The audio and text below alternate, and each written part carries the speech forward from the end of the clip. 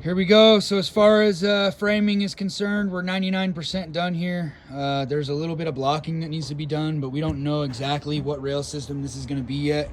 And I don't want to have to uninstall a bunch of blocks. So we're going to just leave those out. Like, I know there's going to be blocks over here, but I don't want to trap anything. So like over here, there'll be picture frame blocks just to get our border up there. But again, I'm not trying to trap anything. I don't know what kind of rail system's going on here yet. So we'll leave that out. I'd rather not do it twice. Blocking is really easy to do on the spot when we're ready. And situations like this, where I have rim that comes into a joist to make like a stair box out, I use a DTT1Z deck tension tie, and I'll deck tension tie it that to that. Up here, I'm missing a couple A34, A35s, but I have enough up here to where these are solid. And then I just did pressure blocks, got solid screws.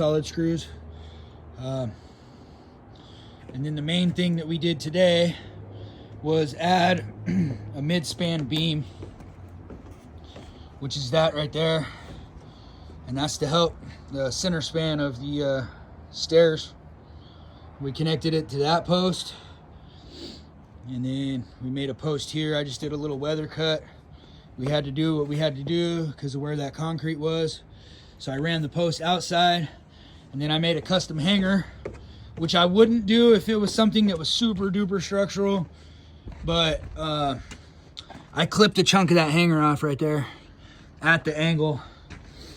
Same thing over here, so I didn't have a big piece of metal sticking up. So I just took a grinder and I just cut that off. Still got 2 solid screws in here, it's fine. I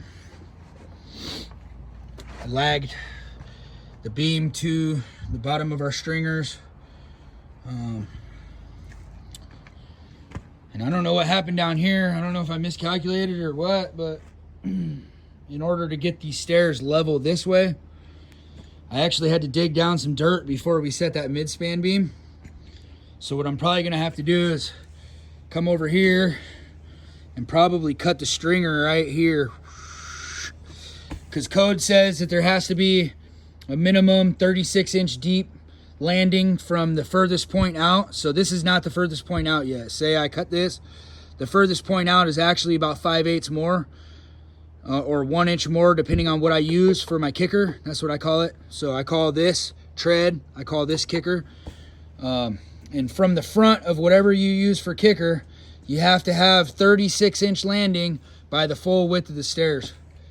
And then the last thing to do here would be, if this is a surface mount rail system, then we're gonna put like 4x8s in here, or 6x8s in here, chunks lagged, right?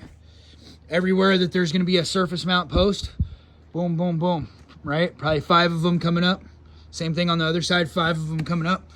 And then once we know where those are at, then we'll take flat blocks and we'll put it in here, just some 2x material. And this is the surface it's being walked on. And this flat block here is just to accommodate our picture frame, because we picture frame all of our stair treads and everything. That's pretty much it. I'll probably do a cross brace right here. I'll probably do a 2x6 cross brace from this corner to that corner at some point. And that's just to help with the weight of these stairs, how they want to push this way, right? Especially as we add more weight. So it's going to want to push a little bit over time this way. So if I go from this outside corner back solid to the wall, that cross brace is going to help hold that pressure, right? So these are things to think about when you're doing stairs. And if you have a landing that comes off like that, because again, you don't want that to ever push that way. But that's pretty much it for here. I guess one more thing I could show you is that your deck tension ties, they need to go into top plate, bare minimum stud. But in order for me to get past rim and into top plate, I had to install 1.5 inch block. So I did 2x12 and I nailed the heck out of them, boom, boom, boom. And then I used the regular screws that come with the DTT1Zs, and then the washer head lag, bam, right to the top plate of the wall. Same thing here, and then I ran one short. I'm gonna put one more over here. And people try to say that you don't need those, but the truth is you do need those. And it has nothing to do with your ledger staying up.